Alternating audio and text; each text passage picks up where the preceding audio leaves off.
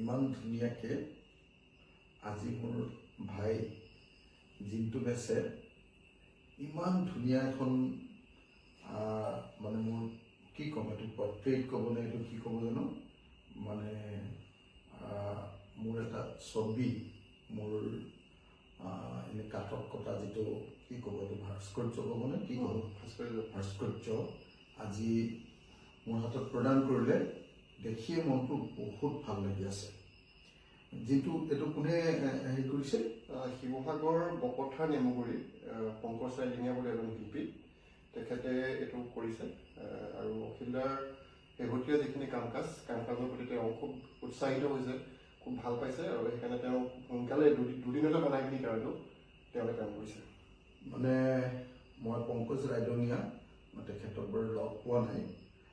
পংকজ ৰাইডঙীয়া মই মোৰ তৰফৰ পৰা বহুত কৃতজ্ঞতা জনাইছোঁ আৰু এই গোটেই কামটো মোক আহি জিন্তুৱে ইমান ধুনীয়া এখন মানে মোৰ পৰ্ট্ৰেইট, মোৰ ছবি, মোৰ ভাস্কৰ্য বা কি ক'ব এইটো ছবিটো আৰু মুঠতে কাঠত কুণ্ডত কটাই ইমান ধুনীয়াকৈ প্ৰদান কৰাৰ কাৰণে মই সঁচাকৈ জিন্তু আৰু পংকজ ৰাইডঙীয়া দুইজনৰ ওচৰতে কৃতজ্ঞ আৰু এইখন মই সদায়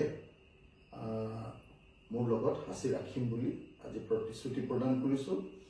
আৰু বানপানী হোৱাৰ পৰা মানুহৰ যিটো আগ্ৰহ প্ৰকাশ পাইছে, এজন শিল্পীৰ মাজেদিও বানপানীৰ বিৰুদ্ধে আমি চলাই থকা যি সংগ্ৰাম, সেই সংগ্ৰামৰ প্ৰতি যি সমৰ্থন ব্যক্ত কৰিছে, আমি চলাই থকা যি সংগ্ৰাম বানপানীৰ বিৰুদ্ধে, বানপানীৰ পীড়িত মানুহবিলাকৰ দুৰ্দশাৰ অতিক্ৰম কৰিবৰ কাৰণে চলাই থকা সংগ্ৰামৰ পক্ষত যিধৰণে এজন শিল্পীয়েও আজি কমৰেড বুলি লিখি মানুহৰ পক্ষত